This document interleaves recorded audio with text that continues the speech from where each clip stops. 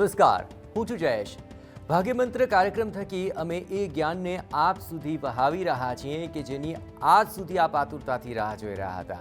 અને આ એક જ્ઞાન ગંગા છે કે જેનાથી આપનું મન નિર્મળ થઈ જશે અને સવાલોના જવાબ મેળવીને જીવનને એક નવી દિશા આપવાનું આપને મન થશે, તેને સુખમય રીતે જીવવાનું આપને મન થઈ આવશે. અને તેવી તમામ બાબતોને ખૂબ સુંદર રીતે, સરળ રીતે આપની સમક્ષ રજૂ કરી રહ્યા છે જાણીતા જ્યોતિષી ચેતનભાઈ પટેલ. ચેતનભાઈ, આપનું ખૂબ ખૂબ સ્વાગત છે. નમસ્કાર. નમસ્કાર. આપણે મંગળ સંબંધી ઘણી બધી ચર્ચાઓ કરી છે, પણ છતાં પણ મંગળ સાથેનો વિષય જ એવો છે કે આખરે લોકોને અનેકવિધ પ્રશ્નો ઉઠતા હોય છે. અને એ જ પ્રશ્નોમાંનો એક પ્રશ્ન છે કે આખરે માનો કે કોઈ જાતક માંગલિક છે, પરંતુ કહેવાય છે કે આ ઘાટડીય મંગળ છે, પાઘડીય મંગળ છે, આખરે આ વિભાવના શું છે તે આખરે સમજાવો. અને આખરે આ પ્રકારે શું મંગળ હોઈ શકે ખરો જીવનમાં? હવે જ્યારે એવું કહેવામાં આવે છે કે મંગળ ઘાટડીએ છે, મંગળ પાઘડીએ છે, બે રીતે આવું કહેવામાં આવે છે.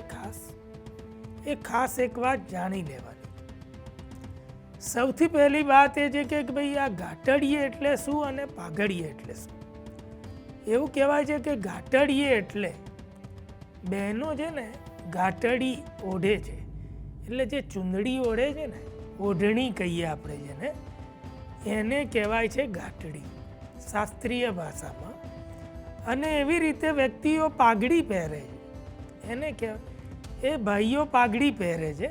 એટલે મોટે ભાગે જેન્ટ્સની કુંડળીમાં વિશિષ્ટ પ્રકારે મંગળ હોય કે મંગળથી દોષ થયેલો હોય ત્યારે તેને પાઘડીએ કહેવાય.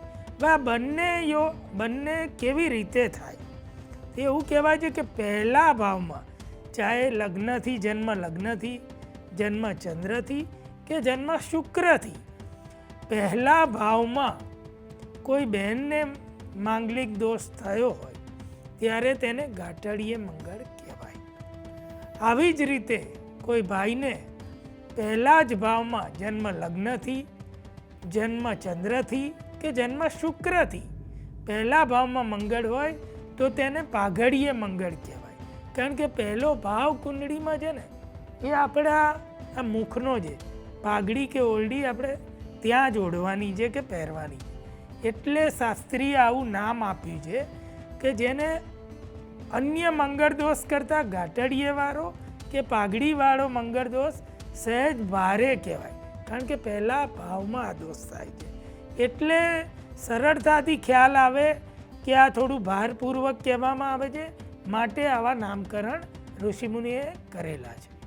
બિલકુલ. તો આખરે આ પ્રકારનો શબ્દ પ્રયોગ કરીને ઘણીવાર જ્યોતિષની જે સમજ છે અને સામેવાળી વ્યક્તિ ડરી ન જાય તે માટે આવા શબ્દ પ્રયોગ થતા હોય છે. અને જે સમજદાર છે તે આખરે સમજી શકે કે આખરે આ હળવે હસ્તી લેવાનું છે કે પછી થોડું ભારે રીતે તેને સમજવાનું છે. પરંતુ છતાં પણ મંગળ સંબંધી ઘણા લોકો એવું માનતા હોય છે અને કહેવાતું પણ હોય છે કે મંગળ છે પણ 28 વર્ષ સુધી જ તે રહેતો હોય છે અને ત્યાર પછી તો લોકો મંગળને મેચ પણ નથી કરતા હોતા.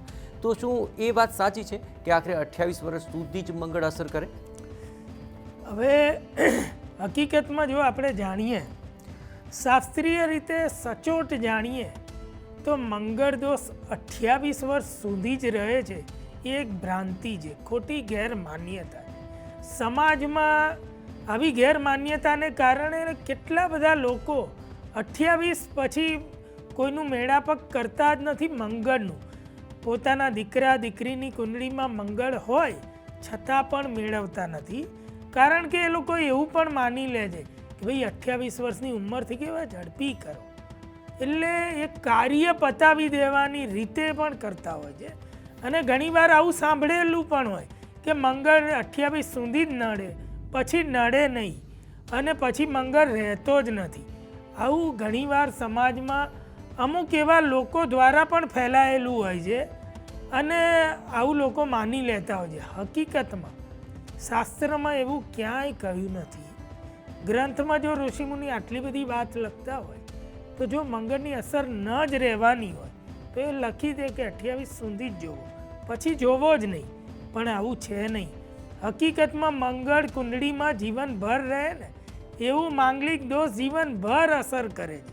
એટલે આવી ગેરમાન્યતામાં માનવું નહીં કે 28 પછી મંગળ ન મેળવાય, મંગળની અશુભ અસર ન થાય. અશુભ અસર થવાની હોય તો ચોક્કસ થાય. મંગળ મેળવીને જ લગ્ન કરાય, ચાહે ઉંમરના કોઈ પણ ભાગમાં આપણે કરીએ.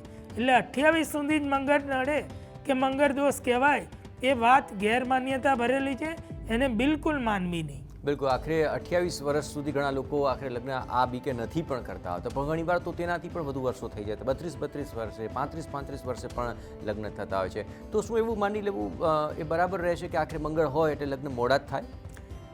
જે આપણે એક વાત કરી કે 28 સુધી લોકો લગ્ન કરતા જ નથી, એ પણ મેં સમાજમાં ઘણા લોકોને જોયું કે ભાઈ મંગળ છે ને માંગલિક છે ને 28 સુધી થશે જ નહીં એટલે આપણે કરવા જ નહીં, તો એ લોકો પ્રયત્ન નથી કરતા એટલે લગ્ન નથી થતા. આવો કોઈ રૂલ નથી કે મંગળ દોષ હોય તો 28 સુધી લગ્ન ન થાય. મારી પાસે સેંકડો કુંડળીઓ છે, સેંકડો લોકો આપણા જીવનમાં આપ ખુદ ચકાસી લેજો.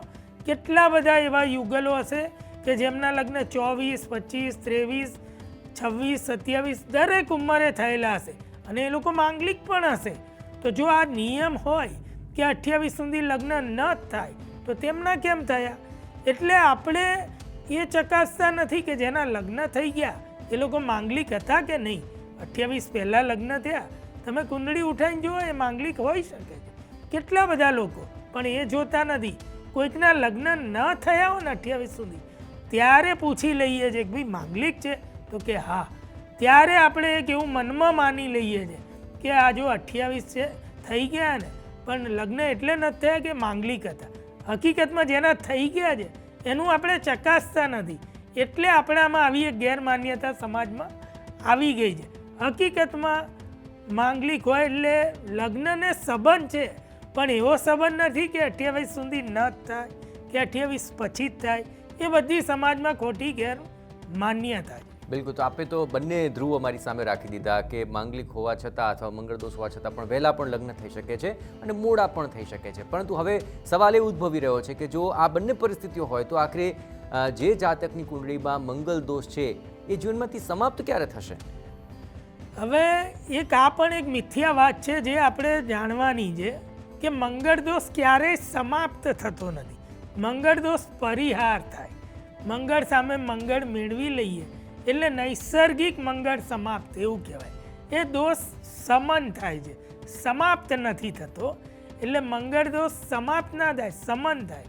જ્યારે આપણા લગ્ન, આપણામાં મંગળ દોષ હોય તો સામેના પાત્ર મંગળવાળું હોય તેની સાથે જ્યારે વ્યક્તિ લગ્ન કરે છે, આપણે લગ્ન કરીએ ત્યારે એ દોષનું સમન થાય, એનો પરિહાર થાય એવું કહેવાય.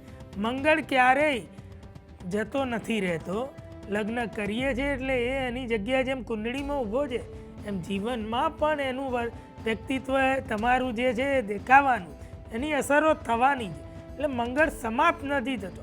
મંગળ મેળવીને કરીએ એટલે એનું સમન થાય છે અને પરિહાર થાય, પછી મંગળ દોષ નડતો નથી. બિલકુલ. આપે સમાપ્ત નહીં પણ સમન થાય છે, પણ છતાં પણ લોકો મંગળ સામે મંગળ તો જોઈ લે છે, પણ ઘણીવાર એક કુંડળીની અંદર મંગળ સાથે રાહુ કેતુ પણ જોવાતા હોય છે, શનિ પણ જોવાતા હોય છે. તો તેની પાછળનું આખરે કેટલું મહત્વ છે? બહુ સાચી વસ્તુ આ પણ જયેશભાઈ જાણવાની છે. સમાજમાં એક ગેરમાન્યતા છે કે મંગળ સામે શનિ છે ને ચાલી જશે, કરી દો લગ્ન. હકીકતમાં જેમ મંગળની 28 અવધિ છે ને એમ શનિની અવધિ 37 છે, 37 વર્ષની ઉંમર. એ એની શનિની એક અવધિ છે. શેની? તો કે ફળ આપવાની. શનિએ કોઈ ફળ આપવાનું હોય ને તો 37 જો જીવનમાં ના મળ્યું તો 37 અચૂક આપે. આવી રીતે મંગળનું ફળ જો વહેલું ના મળ્યું હોય તો 28 અચૂક મળે. પણ એનો મતલબ એવો છે કે ભાઈ મંગળ સામે શનિ જે મેળવવાની વાત આવે છે, રાહુ મેળવવાની વાત આવે છે, કેતુ મેળવવાની વાત, શાસ્ત્ર એવું કહે છે મંગળ સામે મંગળ જ મેળવાય.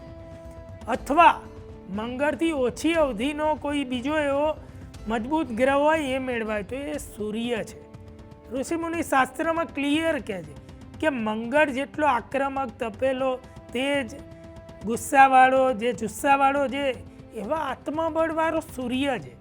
એટલે એની સામે જજુમી શકે એવો. તો કોઈને મંગળની સામે મંગળ ન મળતો હોય તો મંગળ સામે સૂર્ય મેળવાય, શનિ નહીં. શનિ શું આપે? તો કે શનિ ધીરજ આપે, ચાલાકી આપે, ટ્રીક આપે, પરંતુ એનાથી મંગળ દોષનું સમન ન થાય. તમારે 37 વર્ષ સુધી ધીરજ રાખવી પડે, તમારે કંઈ ને કંઈ ચાલાકીથી વર્તવું પડે, સામેવાળી વ્યક્તિને છેતરવું પડે અને ઘણીવાર એ ભારે પણ પડે.